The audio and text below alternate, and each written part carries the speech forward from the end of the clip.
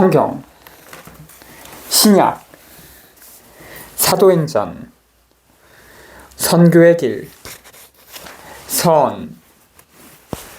사도행전은 아마 80년과 90년 사이에 기록되었을 것이다. 사도행전의 저자는 세 번째 복음서인 루카 복음서를 쓴 저자와 같은 사람이다. 2세기부터 전통은 그 저자를 루카로 보았다. 루카는 바오로를 따라다닌 의사였다.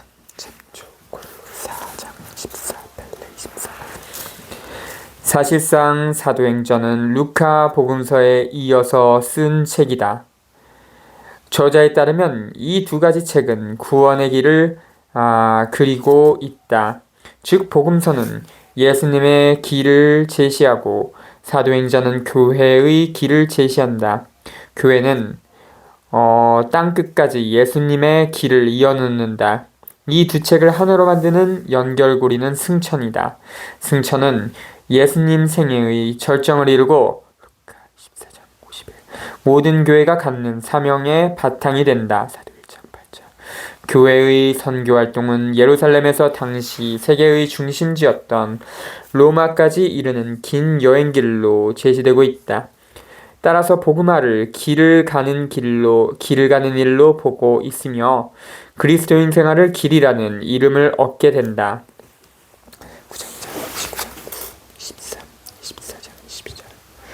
우리는 사도행전을 성령의 복음서라고 말할 수 있다.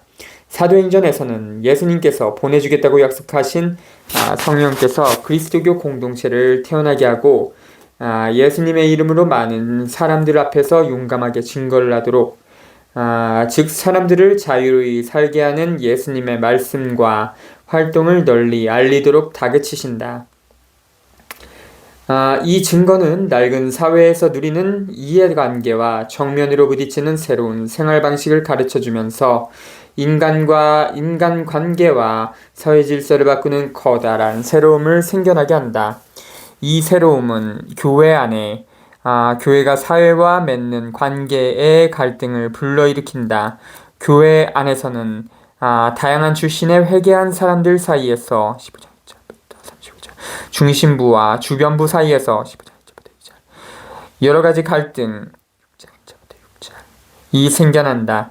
교회와 사회의 관계에서는 로마 정치 권력과 빚은 갈등, 예수님께서 당시 정치 질서와 겨루신 갈등과 같은 사도행전 전체를 꿰뚫고 있는 은밀한 모양의 갈등이 생겨난다. 마지막으로 기본적인 갈등 가운데 한 가지는 경제적인 갈등이다. 5장 11절, 13장 4절부터 12절, 51에서 52, 16장 16부터 24, 29장 23부터 40. 그래서 사도행전은 새로움을 보여주는 책, 따라서 갈등을 해결하는 방법을 보여주는 책이라고 말할 수 있다. 이익 추구와 이기심으로 썩은 사회 속에서는 더욱 형제로 가득하고 평등한 새로운 그 어떤 제안도 반대와 갈등을 불러일으키기 마련이다. 사도행전에 나오는 교회는 증거와 선교를 축으로 하는 활력을 보여준다. 법률주의에서 자유로운 이 교회 구조는 아직은 매우 특은적, 카리스마적이다. 그리고 교회 제도는 선교하는 데 필요한 것을 충족시키는 데 효과적인 수단으로 보이는 한에서만 만들어졌다. 사도행전에서는 교회가 공동체 생활을 하고 있고 사도적 노력에 의하여 이상적인 본보기가 되어 있다. 사도행전의 교회 앞에서 모든 시대와 모든 장소에 교회들은 자기 자신을 고칠 수 있어야 한다. 그것은 자기 본연의 모습을 되찾기 위해서다.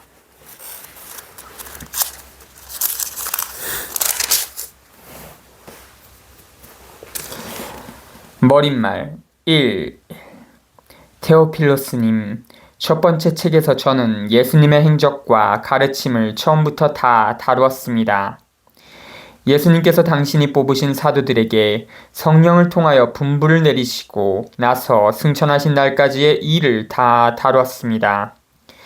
그분께서는 순환을 받으신 뒤 당신이 살아계신 분이심을 여러 가지 증거로 사도들에게 드러내셨습니다. 그러면서 40일 동안 그들에게 여러 번 나타나시어 하나님 나라에 관한 말씀을 해주셨습니다. 예수님께서는 사도들과 함께 계실 때 그들에게 명령하셨습니다. 예루살렘을 떠나지 말고 나에게서 들은 대로 아버지께서 약속하신 분을 기다려라.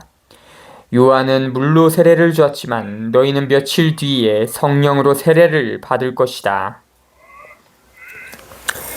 예수님의 승천. 사도들이 함께 모여 있을 때 예수님께 물었다. 주님, 지금이 주님께서 이스라엘에 다시 나라를 일으키실 때입니까? 그러자 예수님께서 그들에게 이르셨다. 그때와 시기는 아버지께서 당신의 권한으로 정하셨으니 너희가 알 바 아니다. 그러나 성령께서 너희에게 내리시면 너희는 힘을 받아 예루살렘과 온 유다와 사마리아 그리고 땅끝에 이르기까지 나의 증인이 될 것이다. 예수님께서는 이렇게 이르신 다음 그들이 보는 앞에서 하늘로 오르셨는데 구름에 감싸여 그들의 시야에서 사라지셨다. 예수님께서 올라가시는 동안 그들이 하늘을 유심히 바라보는데 갑자기 흰 옷을 입은 두 사람이 그들 곁에 서서 이렇게 말하였다. 갈릴레아 사람들아, 왜 하늘을 쳐다보며 서 있느냐? 너희를 떠나 승천하신 저 예수님께서는 너희가 보는 앞에서 하늘로 올라가신 모습 그대로 다시 오실 것이다. 1장 1절부터 11절 첫 번째 책은 루카복음서다. 사도들은 예수님의 사명 수행 전체를 이끄신 똑같은 성령을 받음으로써 예수님께서 행하고 가르치기 시작하신 것을 계속 이어받으면서 당신을 증거할 준비를 하게 된 것이다. 그렇게 하는 것은 예수님의 공동체를 만드는 모든 그리스도인들의 사도적 임무다. 그리스도인들의 증거를 통하여 부활한 예수님께서는 역사 속에 계속 현존하고 활동하신다. 테오필로스는 루카의 저작 활동과 그 저작물 보급을 도와준 후원자였을 것이다. 루카는 사도들의 증거를 중요하게 여긴다. 그리고 예수님의 증거가 그리스도인들의 증거 안에서 이어진다는 것을 강조한다. 그리스도인들의 생활과 활동의 뿌리는 사도들이 죽은 다음에 살아계시는 부활하신 예수님께 대하여 겪은 체험의 굳건히 뿌리박고 있다. 그리스도교는 과거 사건에 대한 단순한 기억이 아니라 공동체 생활 속에 계속 현존하여 계시는 예수님의 생명과 삶과 활동을 기초로 삼고 있다. 루카는 예수님께서 당신이 부활하신 주일에 하늘로 올라가셨다고 말한다. 그런 예수님께서 40일 동안 계속 나타나 사도들을 가르치셨다고 말한다. 당시에는 스승의 가르침이 40일이면 완성된다고 여겼다.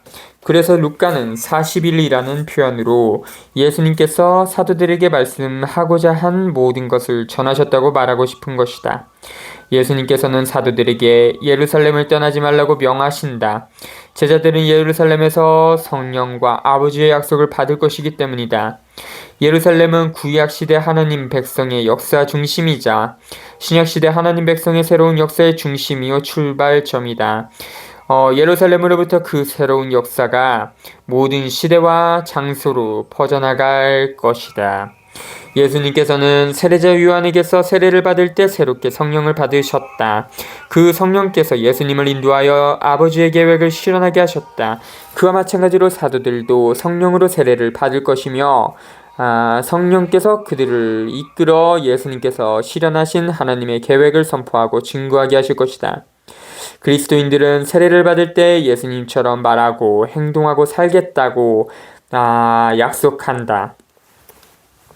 하나님의 나라는 인간관계와 사이관계를 올바르게 바꾸어 놓는 온갖 실천으로 실현되어 간다. 하나님의 나라를 이루려면 하나님의 선물을 모든 사람과 모든 백성이 골고루 나누어야 한다.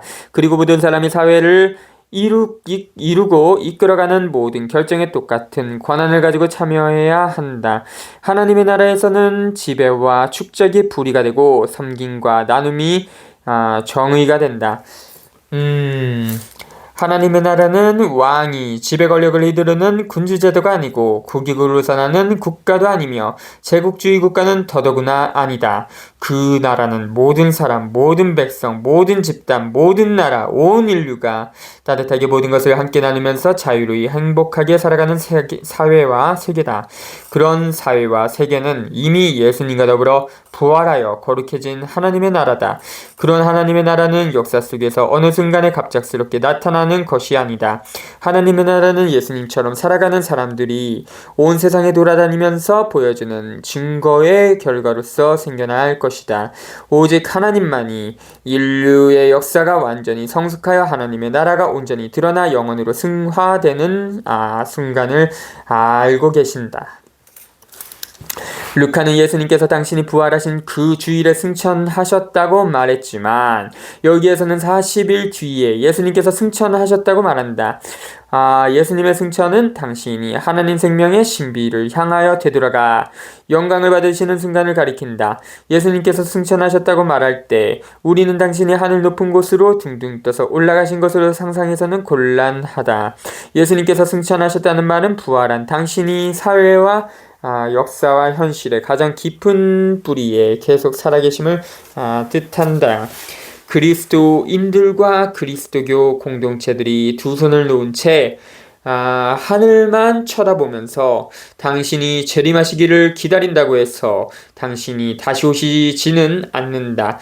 예수님께서는 당신처럼 살아가는 사람들과 그들의 공동체들이 보여주는 증거, 즉 그들의 올바른 말과 행동과 실천과 활동을 통해서만 다시 오실 것이다. 하나님께서는 모든 시대와 장소에 현존하여 계신다.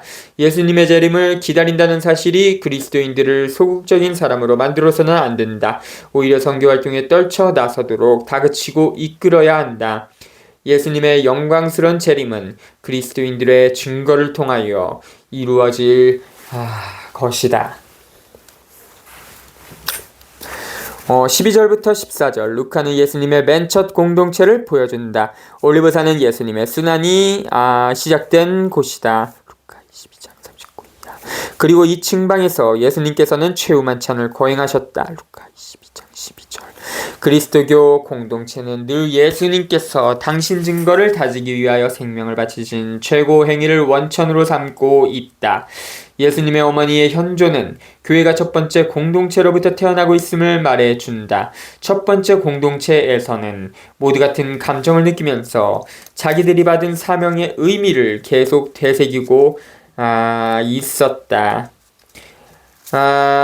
맨 첫 그리스도교 공동체의 구성원들은 11사도들, 예수님을 따라다니고 당신 죽음과 부활을 증거한 여자들, 예수님의 어머니 마리아, 예수님의 친척들이었다. 이 맨 첫 공동체는 새로운 하나님 백성의 축소판과 같다. 이 공동체에서는 어떠한 인간차별도 없고 특권도 없다. 혈연, 사회적 지위나 기능, 문화적 자질 등이 이 공동체 안에서는 조금 더 특별한 대우를 받지 못했다. 이 공동체에서 사람들을 합심하게 하고 행동을 일치하게 하는 것은 예수님과 당신 계획에 애착하고 몸바치려는 열정이고 그 계획에 대한 열정을 끊임없이 샘솟게 하는 기도였다. 성령께서 주시는 선물은 그 공동체의 힘을 키워주어 합심하고 일치된 모습으로 그 다락방에서 뛰쳐나오게 할 것이다.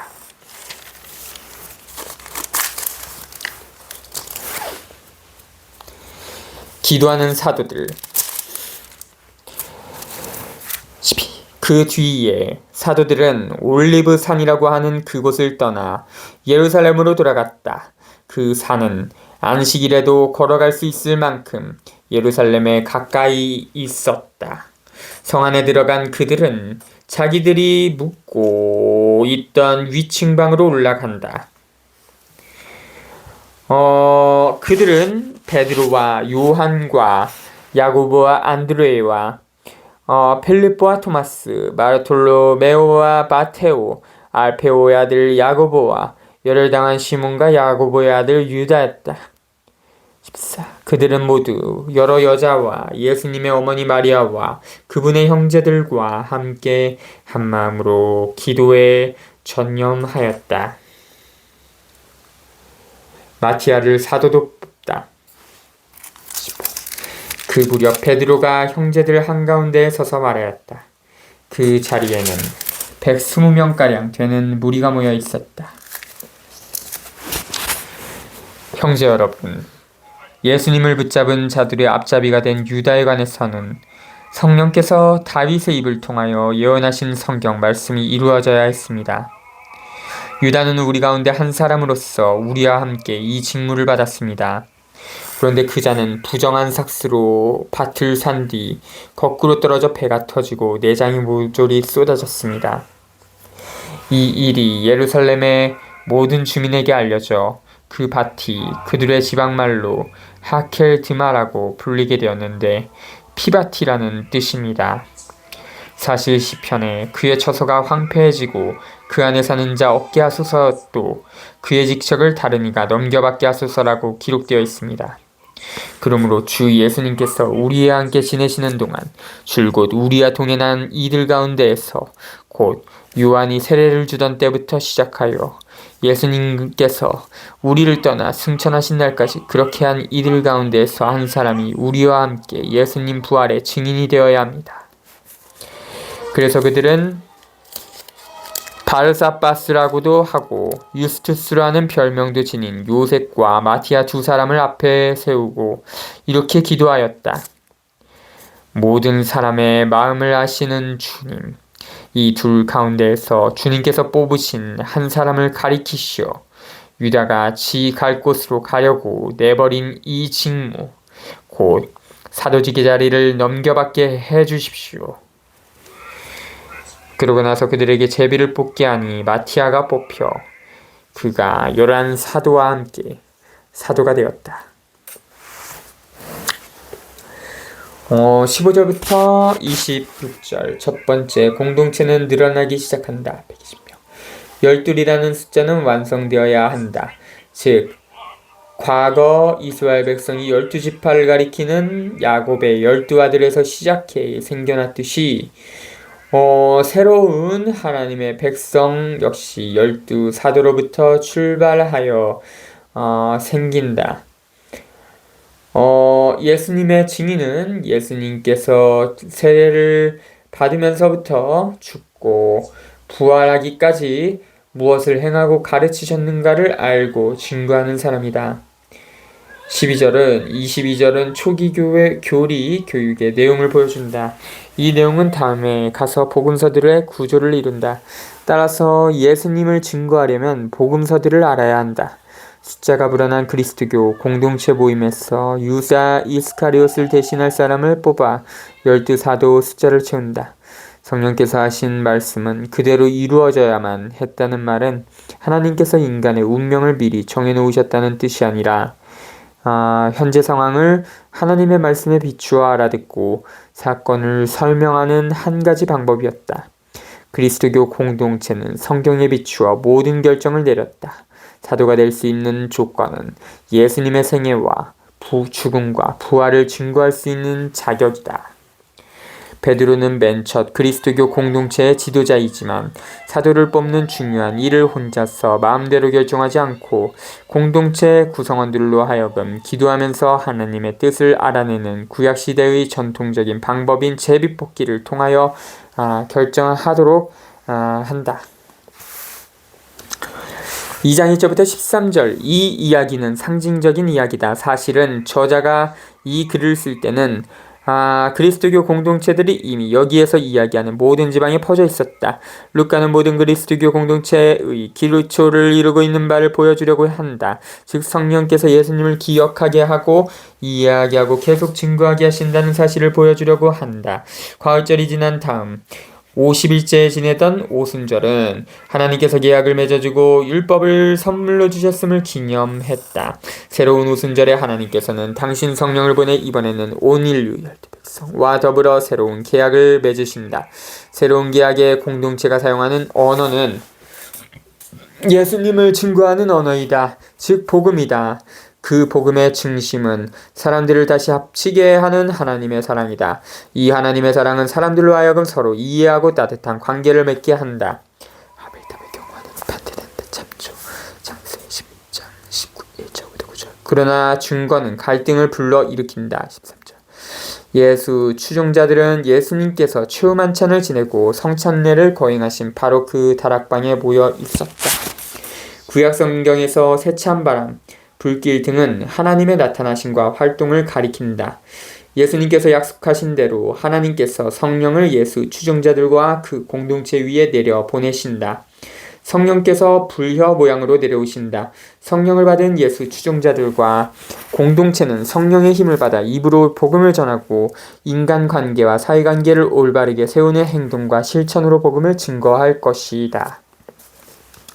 군중은 제자들의 말을 각기 자기네 언어로 알아듣는다. 제자들은 하나님께서 하신 큰 일들, 즉 모든 사람과 모든 백성이 함께 자유로이 행복하게 살도록 개입하신 일들을 선포한다. 이제 사람들은 어리둥절하고 혼란스러워하면서도 감탄한다. 모든 장소와 모든 시대에 널리 알려져야 하는 그리스도교, 새로운 역사를 이룩하는 누르게 사명을 착실히 수행하는 그리스도교 앞에서 사람들은 그와 똑같은 반응을 나타낸다. 그 놀람은 긍정적일 수도 있고 부정적일 수도 있다. 청중이 자기 자신을 열고 그리스도인들이 말과 생활로 보여주는 증거를 받아들이면 긍정적이다. 그러나 청중이 자기 자신을 닫고서 그 증거를 거절하면 부정적이다. 그래서 예수님께서 기득권자들과 갈등을 겪고 대결을 벌이며 사셨듯이 그리스도인들은 기득권층과 갈등을 빚고 대결을 벌이면서 살게 될 것이다. 루카는 저 사람들이 새 포도주에 취했군 하고 빈정거리는 사람들도 있었음을 분명히 밝힌다. 모든 사람과 모든 백성이 자기네 특권과 재물을 버리고 형제애와 나눔을 생활하는 것은 아니다. 그와 반대다. 복음을 받아들이기가 싫은 자들은 불의와 그 불의를 숨기는 거짓을 지키기 위하여 온갖 모양으로 맞설 것이다. 복음을 거절하는 자들은 참된 그리스도인들의 말을 듣고서 주정뱅이의 잠꼬대에 지나지 않는다고 우긴다.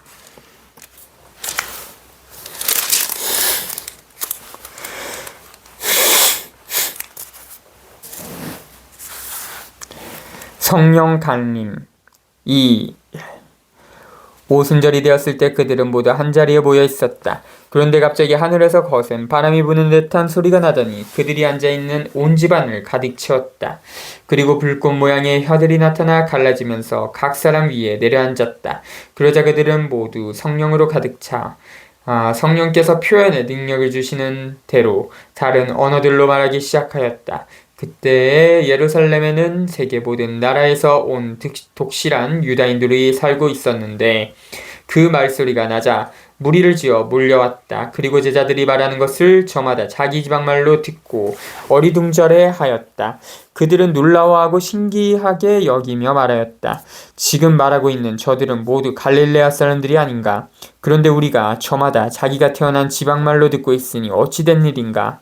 파르티아 사람, 메디아 사람, 엘람 사람, 또 메소포타미아와 유다와 카파도키아와 본토스와 아시아 주민, 프리기아와 팜필리아와 이집트 주민, 기레네 부근 리비아의 여러 지방 주민, 여기에 머무르는 로마인, 유다인과 유다교로 개종한 이들, 그리고 크레타 사람과 아라비아 사람인 우리가 저들이 하나님의 위협을 말하는 것을 저마다 자기 언어로 듣고 있지 않는가? 그들은 모두 놀라워하고 어쩔 줄 몰라 하며 도대체 어찌된 영문인가 하고 서로 말하였다.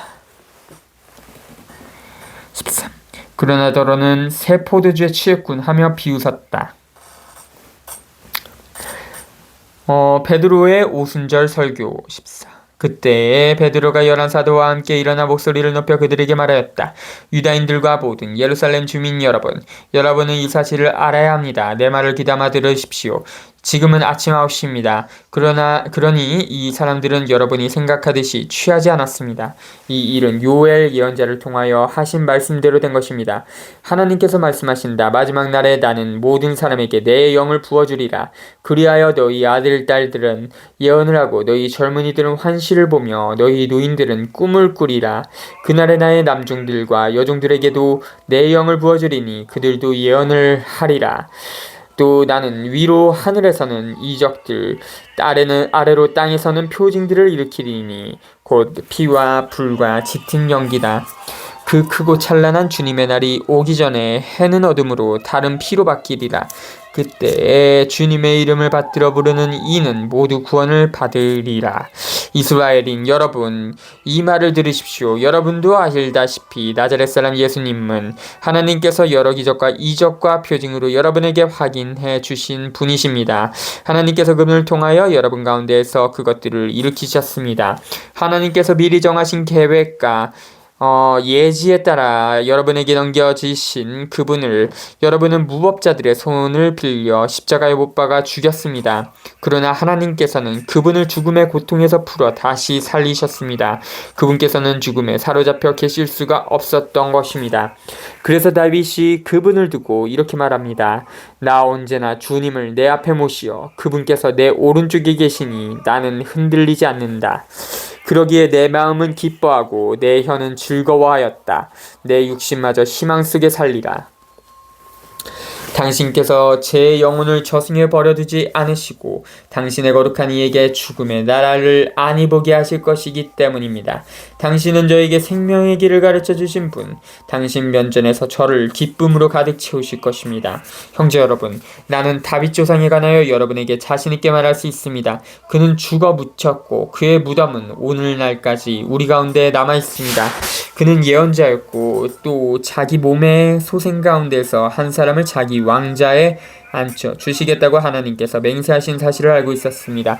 그래서 그리스도의 부활을 예견하며 그분은 저승에 버려지지 않으시고 그분의 육신은 죽음의 나라를 보지 않았다고 말하였습니다. 이 예수님을 하나님께서 다시 살리셨고 우리는 모두 그 증인입니다. 하나님의 오른쪽으로 들어 올려주신 그분께서는 약속된 성령을 아버지에게서 받으신 다음 여러분이 지금 보고 듣는 것처럼 그 성령을 부어주셨습니다. 다윗은 하늘에 올라가지 못하였지만 그 자신이 이렇게 말합니다. 주님께서 내 주님께 말씀하셨다. 내 오른쪽에 앉아라. 내가 너희 원수들을 내 발판으로 삼을 때까지. 그러므로 이스라엘 온 집안은 분명히 알아두십시오. 하나님께서는 여러분이 십자가에 못 박은 이 예수님을 주님의 메시아로 삼으셨습니다. 14장 14절부터 36절. 베드로는 교회가 기본적으로 널리 알릴 내용을 제시한다.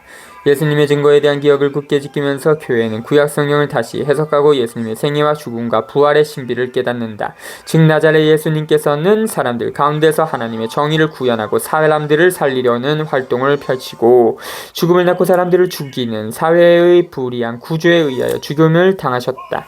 그러나 하나님께서는 그 불의한 구조를 단죄하고 예수님을 부활하게 하여 우주와 역사의 주님이 되게 하셨다. 그리고 교회는 예수님의 사명 수행 전체를 이끄신 성령을 받음으로써 예수님의 부활에 대한 증인이 된다. 예수님의 죽음과 부활을 널리 알리는 일은 또한 늘 사람들을 죽이고 죽음을 낳는 불의한 사회질서 전체를 고발하고 심판한다. 베드로는 유해 예언서의 부분을 들이대면서 성령 강림, 즉 그리스도교 오순절을 설명해준다. 요엘은 지배와 박해를 받는 백성에게 주님이 오시는 날 모든 사람에게 구원이 나타나리라고 예고했다.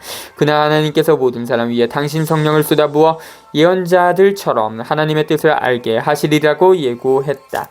과연 그날이 이미 왔고 성령께서 모든 사람 위에 내려와 예수님의 이름을 부르고 예수님처럼 살 수 있게 하셨다는 것이다.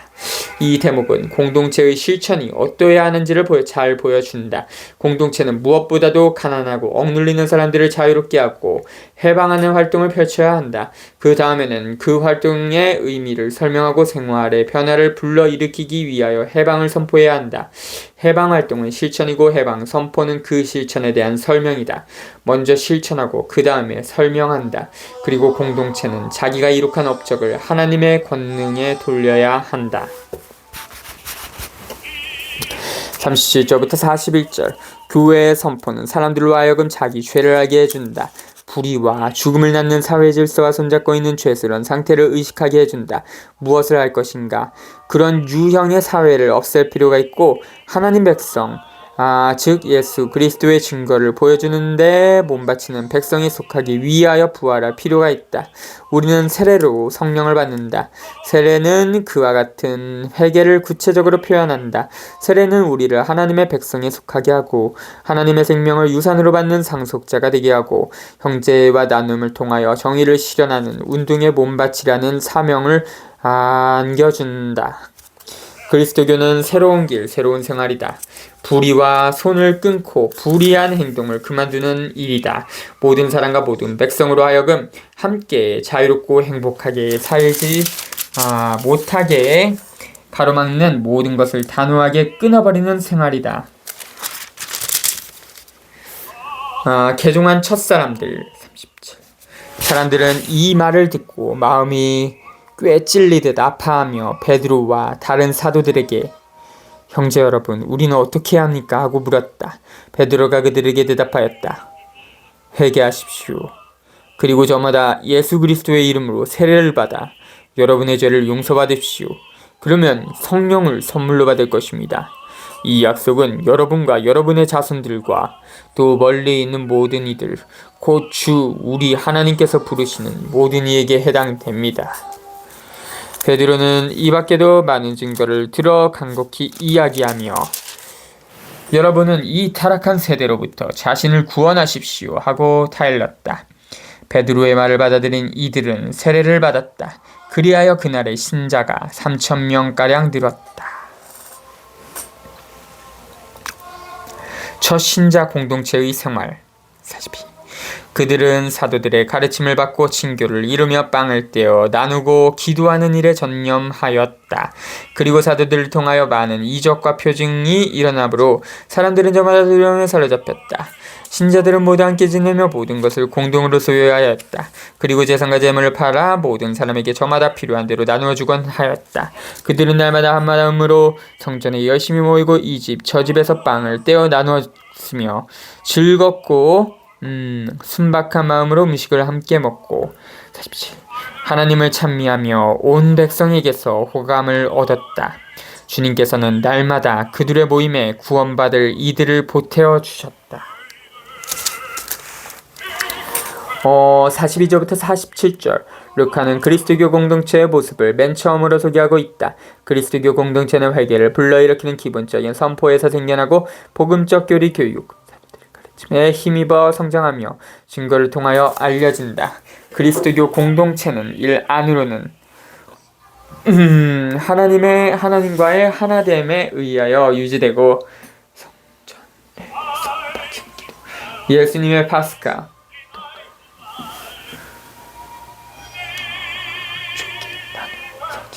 에 참여함으로써 자란다. 실천적 생활에서 회개는 새로운 관계에 의하여 표현된다. 즉 형제가 권력의 외화 억압을 대신하고 재산의 나눔이 상거래를 통한 착취를 이겨낸다. 유일한 권위는 하나님의 권위다. 하나님의 권위는 사도들의 증거에 따르는 기적과 표징을 통하여 표현된다. 루카가 보기에 그와 같은 공동체의 생활은 교회의 이상과 새로운 사회의 계획을 보여준다. 그리스도교 공동체가 자기 본 모습을 지키려면 사도들의 가르침, 형제적 친교, 밥을 나누어 먹음, 기도라는 4가지 요소를 착실히 간직해야 한다. 그리스도교 공동체의 가르침에서는 예수님의 말씀과 행적을 기억하고 예수님의 관점으로 성경을 해석해야 한다. 예수님을 따라 예수님처럼 살아가는 사람들은 가난한 사람들을 섬기는 올바른 사회를 건설하여 하나님의 나라를 실현하는 운동에 몸바치면서 마음을 하나되게 하고 그 하나됨을 나눔과 연대로 구체화해야 한다. 그리고 모든 것을 공동 소유로 내놓고 재산과 재물을 팔아서 모든 사람에게 필요한 만큼 나누어줘야 한다. 그리스도교 공동체는 가난한 사람들의 필요로부터 출발하여 바닥에서 이루어지는 평등을 요구한다. 이는 사람들이 계급으로 갈라진 사회를 뿌리부터 무너뜨리려는 계획이요 운동이다. 하나님 나라의 이상은 불가능한 꿈이 아니다. 반드시 이루어내야 할 꿈이다. 그 이상은 예수님 운동에 몸바치는 사람들에 의하여 한 걸음씩 이루어진다. 밥을 나누어 먹는 일은 죽음에서 부활로 건너가신 예수님의 파스카를 영원히 이어간다. 바오로가 증언하는 것처럼 10장 16, 12장 15 이 성찬례는 신자들의 집안에서 거행되었다. 공동체는 좁은 집에서는 모이기가 힘들어서 대개 다소 여유 있는 사람 집에서 모였다. 그 기회에 여유 있는 사람도 가난한 사람들의 기쁨과 슬픔과 운명을 함께 나눌 수 있었다. 그래서 성찬례는 온 인류의 화해와 일치를 선포한다. 사람들은 그리스도교 공동체의 실천을 보고 감탄에 맞지 않는다. 공동체의 현존과 활동이 가난한 사람들에게 자유와 해방을 안겨주어 인류의 하나됨을 위하여 몸바치게 하기 때문이다. 베드로가 불구자를 고치다. 3. 베드로와 요한이 오후 3시 기도 시간에 성전으로 올라가는데 모태에서부터 불구자였던 사람 하나가 들려왔다. 성전에 들어가는 이들에게 자선을 청할 수 있도록 사람들이 그를 날마다 아름다운 문이라고 하는 성전 문 곁에 들어다 놓았던 것이다. 그가 성전에 들어가려는 베드로와 요한을 보고 자선을 청하였다. 베드로는 요한과 함께 그를 유심히 바라보고 나서 우리를 보시오 하고 말하였다. 그가 무엇인가를 얻으리라고 기대하며 그들을 쳐다보는데 베드로가 말하였다. 나는 은도 금도 없습니다. 그러나 내가 가진 것을 당신에게 주겠습니다. 나자렛 사람 예수 그리스도의 이름으로 말합니다. 일어나 걸으시오. 그러면서 그의 오른손을 잡아 일으켰다. 그러자 그가 즉시 발과 발목이 튼튼해져서 벌떡 일어나 걸었다. 그리고 그들과 함께 성전으로 들어가면서 걷기도 하고 껑충껑충 뛰기도 하고 하느님을 찬미하기도 하였다. 온 백성은 그가 걷기도 하고 하느님을 찬미하기도 하는 것을 보고 또 그가 성전의 아름다운 문 곁에 앉아 자선을 청하던 사람이라는 것을 알고 그에게 일어난 일로 경탄하고 경악하였다. 3장 1절부터 10절 이 이야기는 그 결과와 더불어서 태어날 때부터 앞을 보지 못하는 소경을 낫게 하는 치유를 상기시킨다. 베드로와 요한이 교회를 대표하여 인격화하고 있다. 예수님께서는 교회를 통하여 계속 현존하고 활동하고 계신다. 안진뱅이는 약해지고 예속당한 백성의 상황을 상징한다. 부급각은 자유를 가져다주지 못한다. 오히려 그와 반대로 늘 새로운 형태의 억압과 굴복을 낳는다. 예수님의 이름만이 모든 사람과 모든 백성을 자유롭게 하고 스스로 일어나 걸어가게 할 힘을 가지고 있다. 베드로와 요한은 안진뱅이더러 무엇을 청하는지 묻는다. 그러면서 자기들에게는 돈이 없다고 말한다. 그리스도교 공동체는 돈을 써서 활동하지 않는다. 돈이 사람들과 사회를 지배하는 시대를 넘어서 있다. 돈을 필요 이상으로 벌겠다는 욕심에서 비롯되는 불의와 손을 끊었다. 그리스도교 공동체가 말을 못하고 보지 못하고 걷지 못하는 사람들과 백성들을 도울 수 있는 길은 그들로 하여금 하나님의 사랑과 정의를 믿고 실천하고 실현하도록 이끌어주는 데 있다. 자선 행위와 구호활동을 펼치는 데 그치지 않고 그들이 연대하여 인정 많고 정의로운 사회와 세계를 건설할 수 있도록 입을 열어주고 눈을 뜨게 하고 떨쳐 일어나 앞으로 나갈 수 있도록 해줄 필요가 있다. 이 본문의 핵심은 공동체를 통하여 활동하시는 예수님의 권능이다. 나자렛 예수 그리스도의 이름으로 말합니다. 일어나 걸으시오. 이 말은 마술적인 말이 아니라 예수님의 강력한 실천력을 실은 말이다. 예수님께서는 불구자가 되어 혼자서 걸을 수 없는 백성을 고쳐줄 수 있는 분이시다.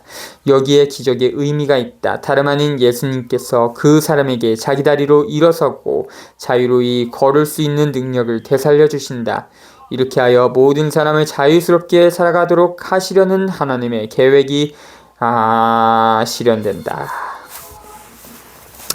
이 기적의 의미를 전하는 장본인은 백성이다. 다시 말하자면 불구자가 예수님의 이름이 갖는 권능으로 걷기 시작한 기적은 예수님과 더불어 억눌리는 모든 가난한 사람들이 무릎 꿇고 누군가에게 얽매이는 태도를 버리고 자기 다리로 일어나 자유로이 걸어갈 수 있는 순간이 이르렀음을 백성에게 드러나 보여준다.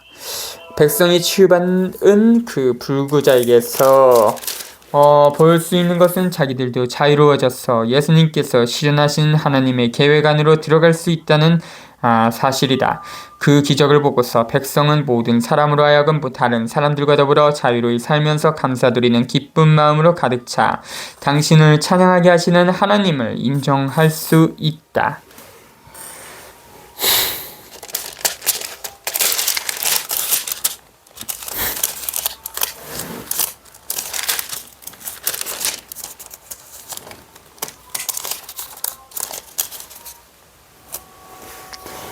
베드로가 솔로몬 주랑에서 설교하다. 그 사람이 베드로와 요한 곁을 떠나지 않고 있는데 온 백성이 크게 경탄하며 솔로몬 주랑이라고 하는 곳에 있는 그들에게 달려갔다. 베드로는 백성을 보고 말하였다. 이스라엘인 여러분, 왜 이 일을 이상히 여깁니까? 또 우리의 힘이나 신심으로 이 사람을 걷게 만들기나 한 것처럼 왜 우리를 유심히 바라봅니까? 여러분은 예수님을 빌라도에게 넘기고 그분을 놓아주기로 결정한 빌라도 앞에서 그분을 배척하였습니다. 그러나 아브라함의 하나님과 이삭의 하나님과 야곱의 하나님, 즉 우리 조상들의 하나님께서는 당신의 종 예수님을 영광스럽게 하셨습니다. 여러분은 거룩하고 의로우신 분을 배척하고 살인자를 풀어달라고 청한 것입니다.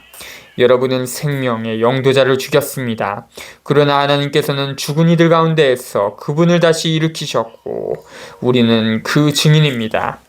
이 예수님의 이름에 대한 믿음 때문에 바로 그분의 이름이 여러분이 지금 보고 또 아는 이 사람을 튼튼하게 하였습니다. 그분에게서 오는 믿음이 여러분 모두 앞에서 이 사람을 완전히 낫게 해줬습니다. 이제 형제 여러분, 나는 여러분도 여러분의 지도자들과 마찬가지로 무지한 탓으로 그렇게 하였음을 압니다. 하나님께서는 모든 예언자의 입을 통하여 당신의 메시아께서 고난을 겪으시리라고 예고하신 것을 그렇게 이루셨습니다. 그러므로 회개하고 하나님께 돌아와 여러분의 죄가 지어지게 하십시오. 그러면 다시 생기를 찾을 때가 주님에게서 올 것이며 주님께서는 여러분을 위하여 정하신 메시아 곧 예수님을 보내주실 것입니다. 물론 이 예수님께서는 하나님께서 예로부터 당신의 거룩한 예언자들의 입을 통하여 말씀하신 대로 만물이 복원될 때까지 하늘에 계셔야 합니다. 모세는 이렇게 말하였습니다. 주 너희 하나님께서는 너희 동족 가운데에서 나와 같은 예언자를 일으켜 주실 것이니 너희는 그가 하는 말은 무엇이든지 다 들어야 한다. 누구든지 그 예언자의 말을 듣지 않는 자는 백성에게서 잘려나갈 것이다. 그리고 사무엘을 비롯하여 그 뒤를 이어 말씀을 전한 모든 예언자도 지금의 이때를 예고하였습니다. 여러분은 그 예언자들의 자손이고 또 하나님께서 아브라함에게 세상의 모든 종족들이 너희 후손을 통하여 복을 받을 것이다 하시며 여러분의 조상들과 맺어주신 계약의 자손입니다.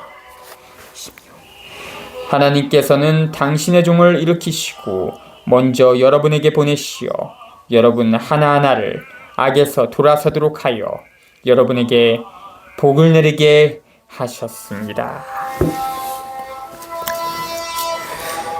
11절부터 26절 백성은 그리스도교 공동체가 예수님의 이름으로 실현하는 새로운 사태 앞에 놀란다. 그 새로운 사태는 기본적인 선포로 바뀌고 회개하라고 사람들을 초대한다. 이 본문의 중심은 예수님의 이름이다. 예수님께서는 누구신가? 그리스도교 공동체는 구약 성경을 다시 해석함으로써 예수님을 거룩한 분, 올바른 분, 결정적인 예언자, 종, 메시아로 인정하고 널리 안린다. 이분은 하나님의 계획을 실현하고 모든 것을 회복함으로써 인간 조건을 근본적으로 바꿔가신다. 이제 앞으로 사람들을 위하시는 하나님의 활동은 예수님의 이름을 통하여 실현된다. 안진뱅이를 걷고 뛰게 한 다음 베드로는 그 기적의 뜻을 설명한다. 종교 지도자들은 자기의 이권과 특권을 지키려고 예수님을 죽였지만 죽임을 당하신 예수님께서 부활하여 계속 살아계시면서 안진뱅이 신세가 된 사람들과 백성들을 떨쳐 일어나 걷게 하신다는 것이다. 그리스도교 공동체는 죽임을 당하고 부활함으로써 불의한 사회를 이기신 예수 그리스도를 믿는 신앙의 힘으로 가난한 사람들과 가난한 백성들을 살리는 기적을 행한다. 사회불의와 싸우다가 죽임을 당한 다음 다음 부활하신 분 예수님을 믿게 된 가난한 사람들과 가난한 백성들은 회개하여 살아가는 목적과 방향을 바꾼다. 치유받은 안진뱅이처럼 새로운 생활을 시작한다. 하나님의 계획은 모든 가문, 즉 세상의 모든 백성을 포함하고 있다. 하나님께서는 한 나라의 하나님이 아니시고 하나님의 계획 역시 한 나라나 한 민족의 계획이 아니다. 하나님께서는 모든 사람, 모든 백성, 모든 나라의 하나님이시고 하나님의 계획 역시 모든 사람, 모든 백성, 모든 나라를 위한 계획이다. 예수님의 생애와 죽음과 부활을 통하여 나타난 하나님의 계획을 받아들이거나 거절하는 일, 하나님의 뜻과 계획과 사랑과 정의를 받아들이거나 거절하는 일은 모든 사람, 모든 백성, 모든 나라가 피할 수 없게 한쪽만 선택해야 할 커다란 문제이다. 4장 1절부터 22절. 새로운 사건과 사태는 백성 안에 새로운 깨달음을 불러일으킨다. 그러나 그와 동시에 그 사건과 사태를 보고 유다 사회에서 최고 권위를 행사하던 사내들이는 부정적인 반응을 보인다. 예수님의 부활이 안진뱅이의 치유라는 또 다른 사건으로부터 출발하여 엄연한 사건으로 제시되고 있다. 사내들이는 모든 사람이 알고 있는 그 사건을 부인할 수 없다. 그렇다고 안진뱅이가 예수님의 이름으로 고침을 받았다는 사실을 섣불리 받아들일 수도 없다. 바로 사내들이니 예수님을 앞장서서 단죄하고 죽였기 때문이다. 사내들이는 예수님께서 살아계시면서 계속 선한 일을 하고 계신다는 사실을 받아들일 수가 없었다.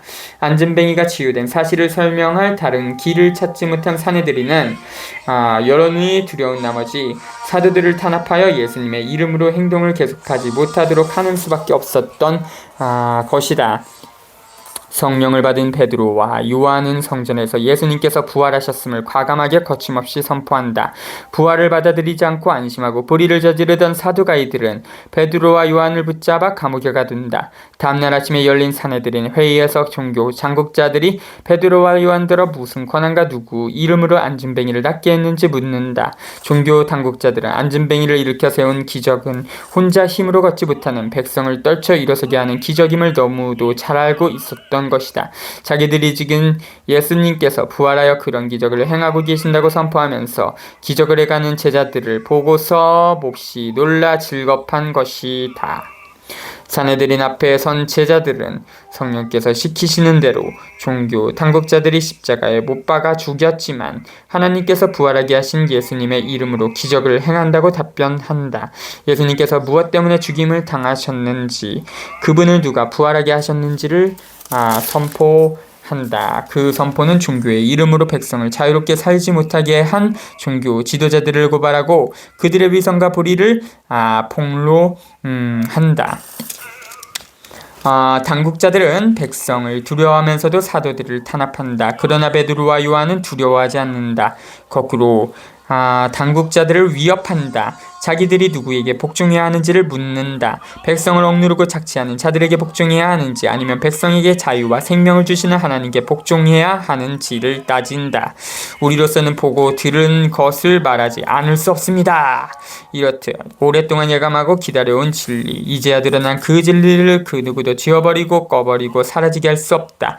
번쩍이는 빛이 현실을 비췄다. 그 순간에 본 것을 결코 잊을 수 없다. 이제 백성은 성숙했다. 치유받은 안진뱅이가 무려 40년을 기다려왔다. 자기네 자신의 능력을 깨닫지 못하고 있던 백성이 이제 깨어 일어난 것이다.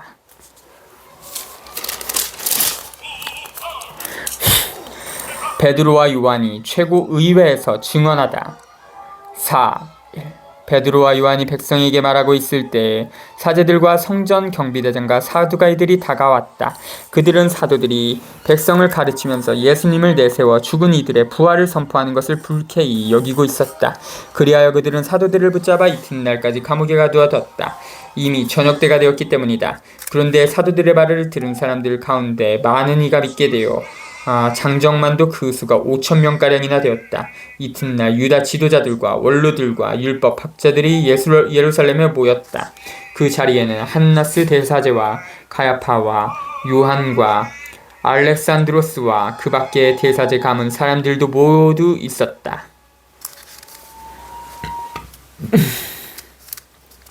그들은 사도들을 가운데 세워놓고 당신들은 무슨 힘으로 누구의 이름으로 그런 일을 하였소? 하고 물었다. 그때 베드로가 성령으로 가득 차 그들에게 말하였다. 백성의 지도자들과 원로 여러분, 우리가 병든 사람에게 착한 일을 한 사실과 이 사람이 어떻게 구원받았는가 하는 문제로 오늘 신문을 받는 것이라면 여러분 모두와 온 이스라엘 백성은 이것을 알아야 합니다. 나자렛 사람 예수 그리스도의 이름으로 곧 여러분이 십자가에 못 박았지만 하나님께서 죽은 이들 가운데서 다시 일으키신 바로 그분의 이름으로 이 사람이 여러분 앞에 온전한 몸으로 서게 되었습니다. 이 예수님께서는 너희 집 짓는 자들에게 버림을 받았지만 모퉁이의 머릿돌이 되신 분이십니다. 그분 말고는 다른 누구에게도 구원이 없습니다. 사실 사람들에게 주어진 이름 가운데에서 우리가 구원받는 데 필요한 이름은 하늘 아래 이 이름밖에 없습니다. 그들은 베드로와 요한의 담대함을 보고 또 이들이 무식하고 평범한 사람임을 알아차리고 놀라워하였다. 그리고 이들이 예수님과 함께 다니던 사람들이라는 것도 알게 되었다. 그러나 병이 나은 사람이 사도들 곁에 서 있는 것을 보고는 아무 반박도 하지 못하였다. 그래서 그들은 사도들에게 최고 의회에서 나가라고 명령한 다음 저희끼리 의논하며 말하였다. 저 사람들을 어떻게 하면 좋겠습니까? 저들을 통하여 명백한 표징이 일어났다는 사실이 예루살렘의 모든 주민에게 알려진 터이고 우리도 그것을 부인할 수가 없습니다. 그러니 이 일이 더 이상 백성 가운데로 퍼져 나가지 않도록 다시는 아무에게도 그 이름으로 말하지 말라고 엄중히 경고만 합시다.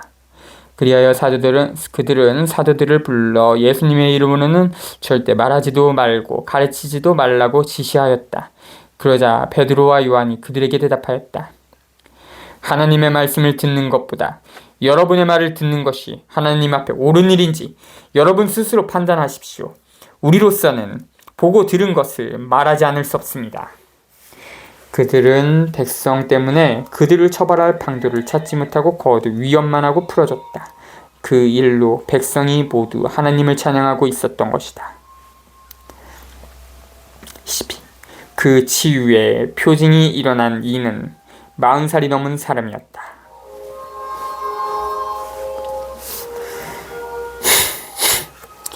공동체가 하나님께 기도하다. 13.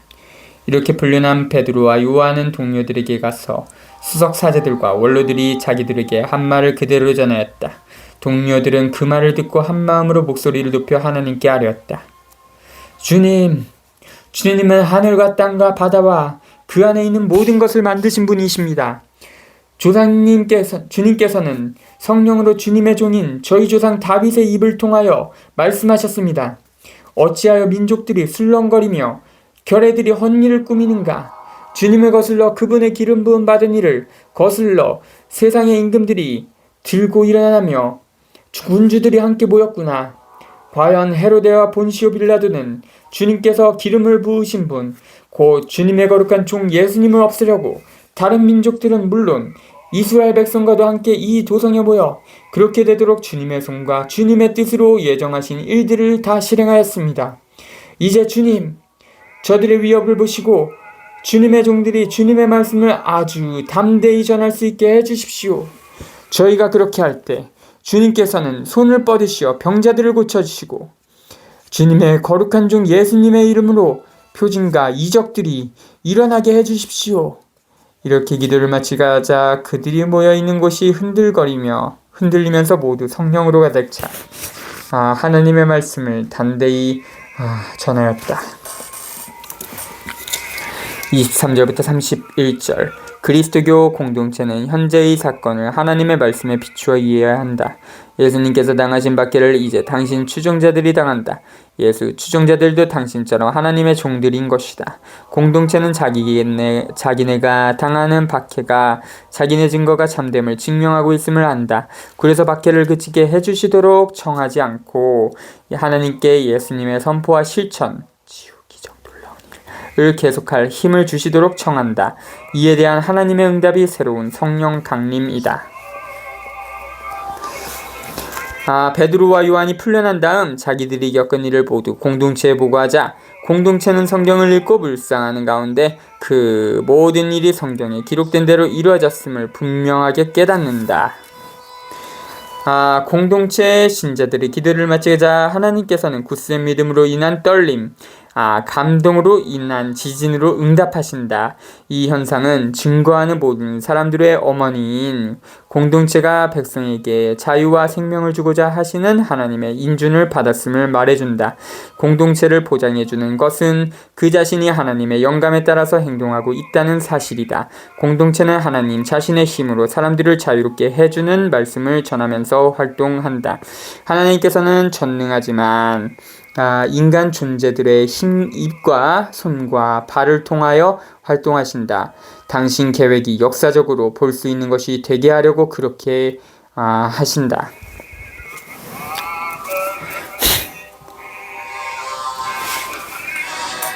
어... 32절부터 37절. 루카는 공동체의 성장을 강조한다.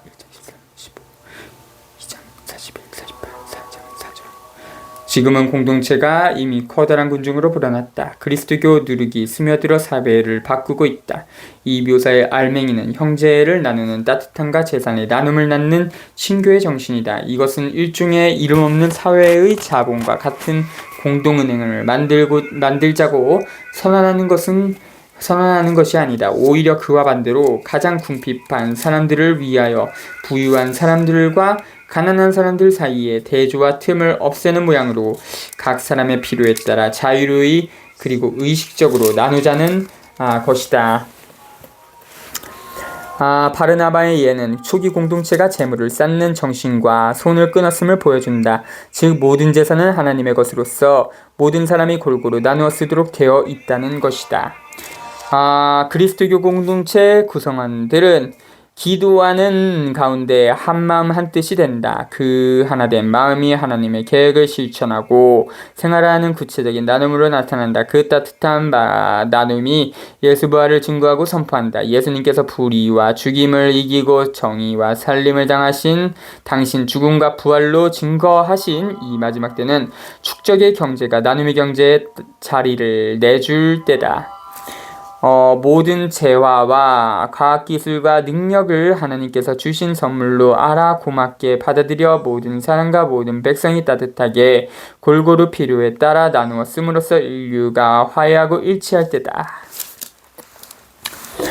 초기 그리스도교 공동체는 그런 나눔을 제도화하지 않았다. 강제로 나누게 할 수는 없다. 그래서 공동체는 인간의 자유의지를 존중하면서 스스로 나누도록 했다. 그렇게 하자면 복음을 믿고 따를 필요가 있다.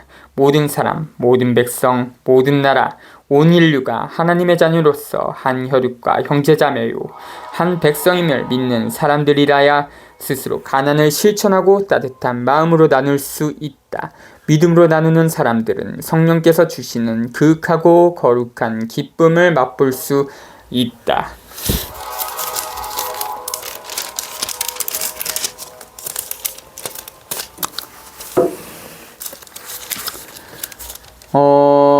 초대 교회의 공동체의 생활 32.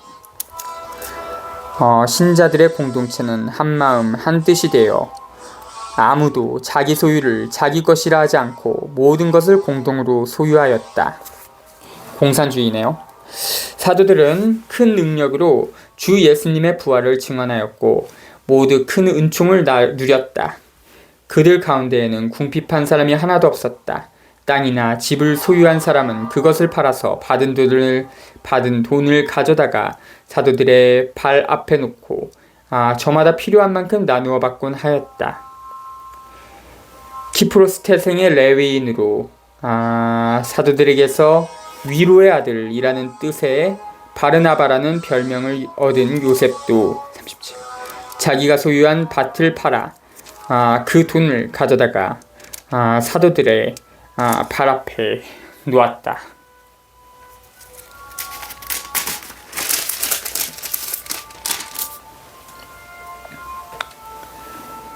자주